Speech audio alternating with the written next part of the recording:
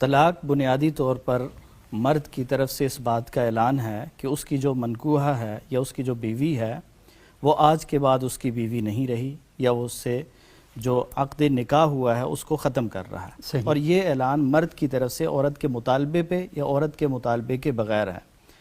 لیکن اس اعلان میں یہ ضروری نہیں ہے کہ عورت تک وہ بات پہنچے، عورت نے وہ بات سنی ہو تو تب ہی طلاق ہوگی۔ اگر مرد نے یہ الفاظ کہے ہیں تو اس سے طلاق واقع ہو جائے گی، اور طلاق کی ادائیگی کے لیے یا طلاق کے واقع ہونے کے لیے جو الفاظ استعمال کیے جاتے ہیں وہ دو طرح کے ہیں، ایک الفاظ صریحہ ہیں اور دوسرے الفاظ کنایہ ہیں، غیر صریحہ ہیں۔ جو صریح الفاظ ہیں، مثال کے طور پہ کوئی شخص یہ کہے کہ تمہیں طلاق ہے، میں تمہیں طلاق دیتا ہوں، تم مطلقہ ہو۔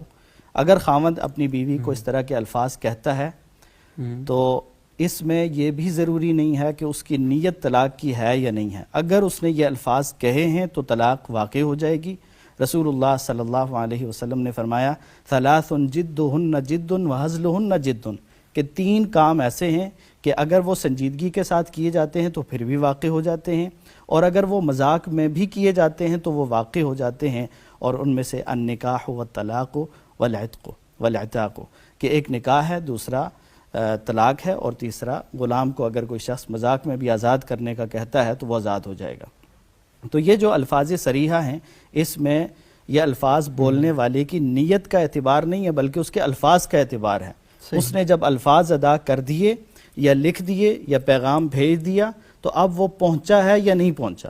عورت تک یہ ضروری نہیں ہے، شرط نہیں ہے کہ وہ الفاظ پہنچیں گے، وہ سنے گی تو تب طلاق واقع ہوگی۔ مثال کے طور پہ کوئی شخص اپنے دوستوں میں بیٹھا ہے اور وہ کہتا ہے کہ میں اپنی بیوی کو طلاق دے رہا ہوں، میں نے طلاق دے دی، اور پھر بیوی تک وہ بات نہیں بھی پہنچی تو طلاق واقع ہو گئی۔ جب اس نے یہ کہہ دیا تو اس سے طلاق ہو گئی۔ اور دوسرے جو غیر صریح الفاظ ہیں، مثال کے طور پہ خاوند یہ کہتا ہے کہ تم میری طرف سے آزاد ہو، تم جا سکتی ہو، میری طرف سے فارغ ہو، میرا تمہارے ساتھ کوئی تعلق نہیں ہے، اس طرح کے الفاظ اگر وہ استعمال کرتا ہے تو پھر اس کی نیت کو دیکھا جائے گا۔ اگر یہ الفاظ استعمال کرتے ہوئے اس کی نیت یہ ہے کہ میں یہ الفاظ طلاق کے طور پہ کہہ رہا ہوں تو پھر طلاق واقع ہو جائے گی، اور اگر یہ الفاظ اس نے اس نیت سے نہیں کہے، کسی اور سیاق میں کسی اور نیت سے ناراضگی کا اظہار کرنے کے لیے یا کسی اور طرح سے کہے ہیں تو پھر یہ طلاق واقع نہیں ہوگی۔ شاہ صاحب، یہ جو بات کہی انہوں نے فرمایا کہ یہ جو کنفرمیشن ہے نا، یہ بہت زیادہ امپورٹنٹ ہے، یعنی جو بھی کہنے والا ہے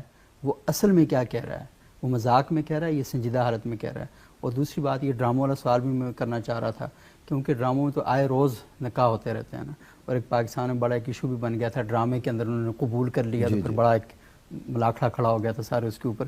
تو مجھے تھوڑا سا یہ بتائیے گا کہ یہ بات زیادہ لاجیکل نہیں ہے اور زیادہ ذہن کے قریب نہیں آتی کہ بندہ تسلیم کرے اسے؟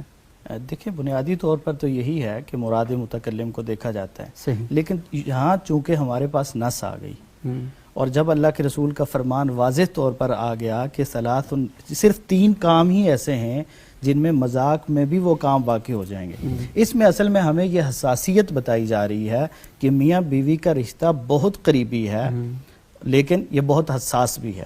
کہیں مذاق میں بھی ایسا نہ کر لینا کہ اپنی بیوی کو طلاق دے رہے ہو یا اور کوئی ایسے الفاظ استعمال کر رہے ہو جس سے نکاح ختم ہو سکتا ہے۔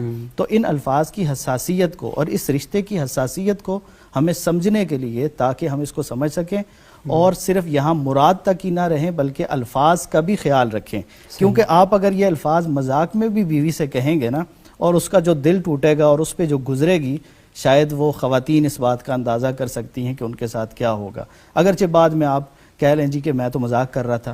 اور پھر ایک راستہ یہ بھی بند کرنے کے لیے کہ کہیں ایسے نہ ہو کہ لوگ طلاقیں دیں اور بعد میں یہ ایکسکیوز کر لیں کہ نہیں جی میں تو مذاق میں کہہ رہا تھا، میں نے تو دی نہیں ہے۔ تو اس لیے یہاں پہ اس کے ظاہر پہ فیصلہ کر دیا گیا کہ اس نے اگر یہ الفاظ استعمال کر لیے تو اس سے نیت نہیں پوچھی جائے گی کیا تھی، بلکہ اس رشتے کو ایسے سنبھال کے رکھے۔